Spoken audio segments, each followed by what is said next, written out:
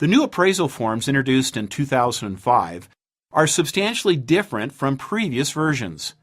We will review the Uniform Residential Appraisal Report, the URAR, section by section. As you may have noticed after reviewing the form numbers slide, the URAR is the form used to appraise a single-family home. Other property types require a different form. Along the way, we will also discuss appraisal vocabulary. First, we will show the section we're going to review and then discuss the section. During our discussion, we will also point out areas of interest for the real estate professional. A simple review of the appraisal will identify many issues which may lead to problems later in the mortgage or real estate transaction.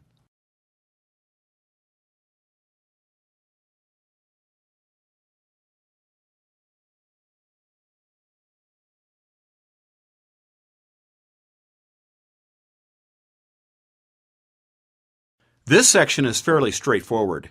The appraiser identifies the property by address and legal description.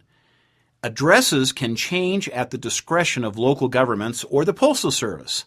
Since addresses can change, the legal description is the most reliable identifier of the property.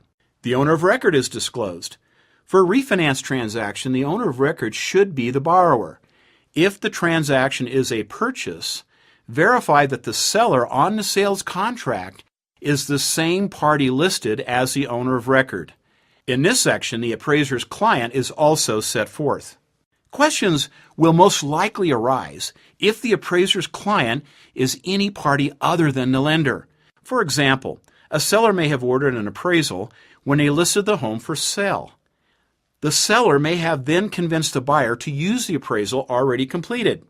The underwriter may reject the appraisal because the appraisal ordered by the seller may not be as objective as an appraisal ordered by the lender.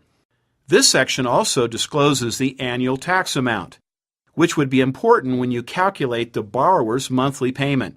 The appraiser must also disclose the type of occupant they found in the property. If the borrower wants an owner-occupied refinance and the appraiser finds tenants in the property, that may be problematic. The appraiser must also disclose whether or not the property has been listed for sale within the last 12 months preceding the appraisal date. Some lenders will not approve a refinance if the property has been recently listed for sale.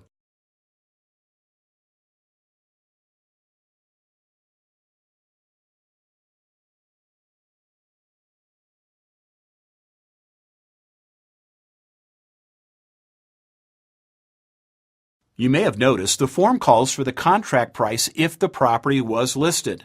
If the property was listed and did not sell, the offer price becomes highly suspect as an indicator of property value if the appraisal sets a value near the previous offer.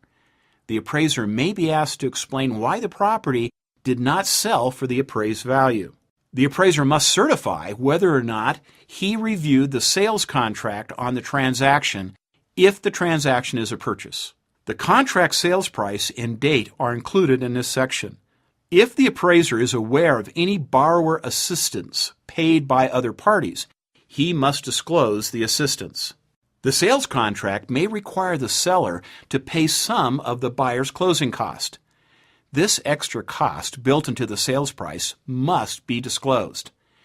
The appraisal must support the sales price inflated to cover not only the price required by the market, but borrower closing cost as well.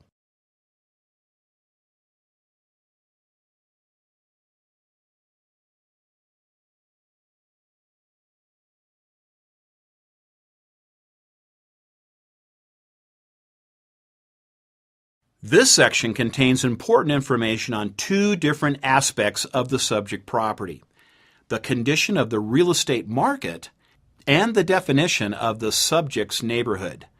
This section on housing trends requires the appraiser to declare whether property values are increasing, stable, or declining.